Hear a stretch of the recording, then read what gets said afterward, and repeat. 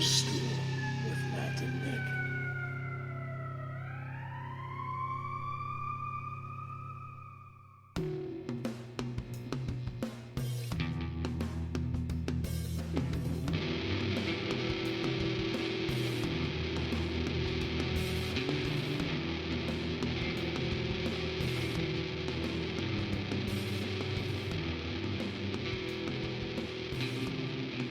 Oh yeah, no, I think all that sort of thing is like really interesting. Like I have always wondered that, like, how did we, find all these things out, like what things are poisonous or not? And that like a good bit of it.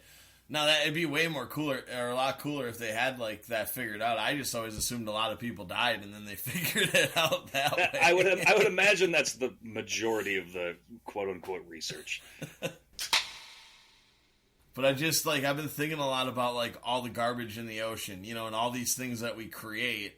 And obviously that's the whole idea with, like, becoming green. But it is just crazy to think that we started with all things that would, be made naturally and break down naturally, and eventually figured out a way to turn them into things that just ball up and turn into islands in the middle of the ocean, And then if you think about the fact that we obviously do have limited resources, that's just a pure representation of, like, this is like the Earth just being depleted, and there it is in a useless ball just floating around. Like it's yeah. Well, we're conducting our humanity these days is conducting an experiment on which pieces of refuse make the best hats for dolphins.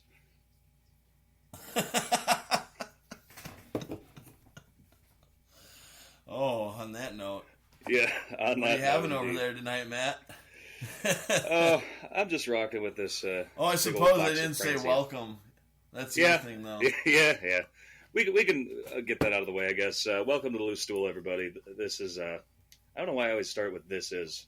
I'm Matt. I'm talking to Nick, and I myself am drinking a box of Franzia, not the entire box, but part of it. What you got? Franzia, indeed. A little Cabernet Sauvignon. What you got over there? Oh, I'm just sipping on a PBR here. That's, I got one left over from the weekend. So, recording here on a Monday. Didn't get it done on Sunday. It was a bit of a long Saturday. For, a little note for the audience there. Setting the table, setting up the imagery. Now you know what's all going on. But, so just gonna slowly enjoy this little PBR and, then have an early night on this Monday. Get the week going, Yeah. Right on. Yeah, for sure. I'm As you can tell, I'm just bursting with energy today. Yeah, man. I've been up since 5 o'clock this morning. I had a long ass day, so I'm feeling a little better now. But I was pretty crispy on all ends coming off of work. But I do want to start this episode. I need to make an apology. I did not mean to imply that classic country singer Tex Williams was in the Manson family. I meant Tex Watson from last week's episode. So just disclaimer, Tex Williams lawyers, you can stop contacting me.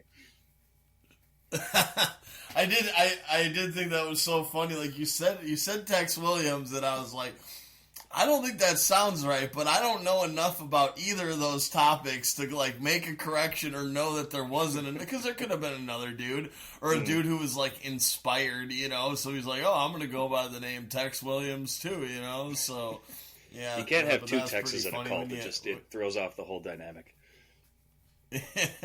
Well, I didn't know there was a Tex Watson. I didn't know anything, okay. So I was just like, sure, there's a Tex Williams. You know about it, I don't, you know what I'm saying? So I couldn't even help you out on that matter, unfortunately. I so badly wanted to go, Tex Williams, like the country singer, but... Smoke that cigarette. Yeah.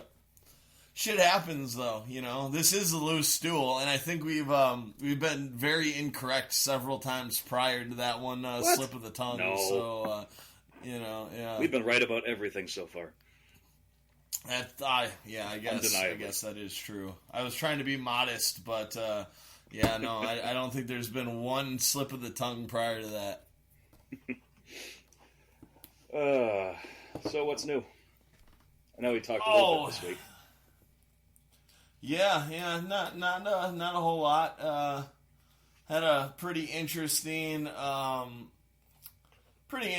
Saturday night, but I'm not going to get into that too much. Had a crazy day this morning with work. I think this is kind of an interesting thing. So, I guess we got an eagle around here that's like fairly hungry, and I was giving the dogs pieces of chicken because we'll feed them chicken legs sometimes, and you can do that if they're raw. They can handle the bones. They just can't handle cooked bones. People always wonder about this. Like, you really just give them a whole chicken leg? Yeah, it's fine.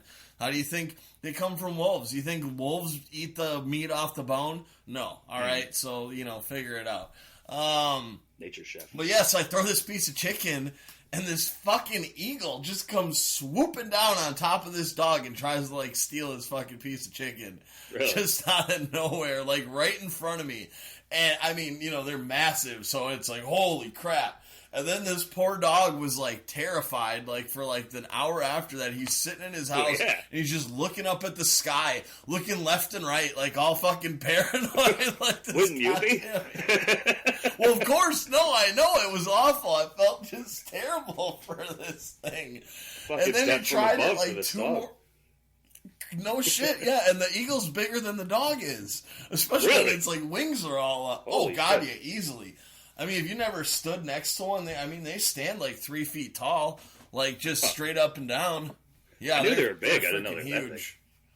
How they close are were huge, you? and I think the wingspan's like 7-8 feet, if not, yeah, probably something God like damn. that. Yeah, they're massive. How close were you? Yeah. Probably like 10 feet away from it. So he just gave no shits at all. Like he clearly. Well, they're no, not and this pretty. is the thing. It was in the middle of all the dogs. I've never seen one like go that close to the dogs. And the other thing is like I have seen them like go after food before, but they always do it in that way where they can like swoop down, pick it up off the ground, and then keep carrying themselves up. This guy was so desperate, he was like trying to drop down like a helicopter, kind of like come straight down instead of like doing the swooping thing. And he was going into all these crazy little like the one dog, he tried to do it before there was like trees on either side, and yeah, he just like went right down. There was like 3 dogs all around. I'd never seen him be that like comfortable, and that's where I was like, man, this thing is freaking desperate, and like you can't give him food. I understand that you don't want to like start a thing, but I'm like, I wonder if I can go like put some food like far away where I think he might find it, but he won't associate it with like the dog yard. And I'm not going to do any of this. It was just I was running things through my head because it was like, this guy is desperate. And, like, I don't need him, like, we don't need a dog getting messed up by an eagle, or some shit. Like, well, desperate or very, very ballsy, or both. But, yeah, I was watching, a while ago, I was watching that Alien Worlds on Netflix, which it is just, like, all hypothetical stuff. But only reason I bring it up is they compare, like, their hypothesis of, like, what otherworldly beings would act like based upon what beings on Earth do, like different earthly behaviors of different animals. And they were talking about in one episode, like different species of birds, like doing that dive bomb technique. And it's like pretty insane, like, cause they showed a lot of footage of it. I don't know if they mentioned eagles specifically. I've never really heard of that, but just like how they'll glide and then all of a sudden just nosedive like straight down on different prey or whatever, and it's crazy to look at. Oh yeah, and I don't think eagles really do that because they're way too big. They need that like long run. So like where I've seen this before, at a different place I was living, there was one time I was throwing out fish, and it was the same time of winter too. So I think they just are getting desperate. They're hungry, like trying to find food. I don't know why they just don't go to the dump, because if you go by the dump up here, there's just like thousands of eagles, and just because they're scavengers more than they are predators, actually, Okay. But yeah, normally they have to, like I say, they have to just kind of like swoop down and like, just like, pick the thing up. I don't know if you remember this toy, but there was like a toy back in like the 90s, and you would run a string like across a room or like outside, like onto a tree, and there would be this thing that had like little hooks on it, and you'd set up these balls, and you'd send this thing like zoom, like you'd pull the strings apart, and then this thing would go like gliding down the string, it would go back and forth, and you'd like try to pick up like these like I don't know, it's hard to explain, but it would This is way too visual for a podcast. So I'm going to stop trying to explain this right now. That's all right, because I had. But no anyways, idea I can't. There wasn't little... any room, and I can't believe that he tried to like get in there that way, because I don't think that's typical. So like I said, I think this guy's just like freaking desperate, which is sad. But it's been a brutal winter, so brutal. Here's one more crazy story of something that happened. So, guy I work for was out running dogs last night, and he went down this trail, and he saw a moose step off the trail, and it just sank down like 8 feet up to its shoulders and was just stuck in the snow. And I don't know if he was able to get out or whatever happened. I've never thought of anything like this happening before, but it just like sunk right in and probably like stuck there and died. What the fuck? Yeah, like... I guess, yeah, like they're incredibly heavy because they're gigantic, but I never would have even thought of that happening.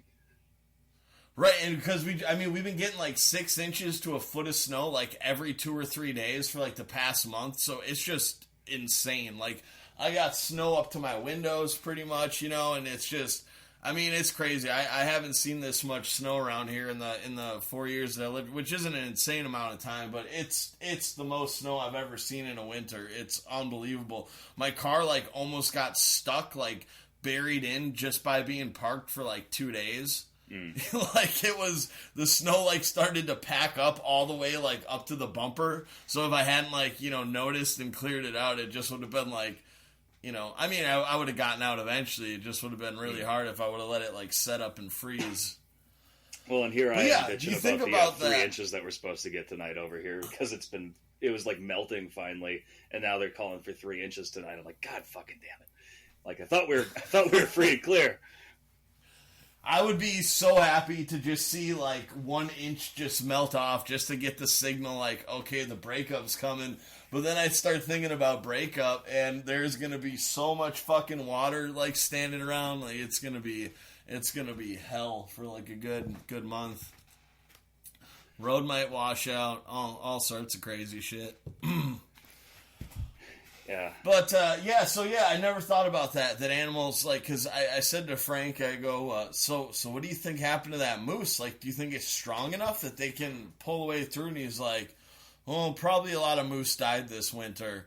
But he's like, when the bears wake up, it'll be good for them, and it's good for the wolves. I'm like, okay, I guess, you can look at it that way. Circle of life, Circle of life. But, yeah, I mean, like, how do you help a moose? You don't. Like that's the answer. Well, exactly. You can't do anything for it. Right. It's not like a beached whale. That's not like if you got that moose out, it would attack you instantly. So, all right. That's crazy shit. Oh man, on Friday I had an interesting encounter. So I was delivering in the big work truck, and I was in Plymouth. And as I round this corner, right next to where I need to go, some shithead just like standing on the corner starts punching. Like I can see him in the mirror. He just starts punching the side of my truck. Like, what? Okay, dude. Like, he didn't do any damage. Like, if I had the time, once I parked and he was still there, obviously I would have confronted him. But he was long gone by the time I stopped. So I was all right. Well. It's not, he didn't dent it or anything, so fucking whatever. And then, so I'm in the back of the truck. I'd just like to know what he was doing and why he was doing it. Yeah, who knows, man? Like, I didn't end up talking to him, but, like, I assumed, I couldn't exactly see in the mirror, like, if he was just some shithead, like, teenager or some drunk guy from the bar, even though it was noon. But, you never know. But so anyway, I'm in the back of in the truck, getting the pallet out, and all of a sudden this cop pulls up right behind me and turns their lights on, and I'm like, oh fuck. Well, like, what am I getting yelled at? What am I getting in trouble for? And this lady cop gets out, and she like gives me the head nod and like, come over here, like real like Robert De Niro-esque. It's like, yeah, get the fuck over here, like, and and I walked to the back and I was like, hey,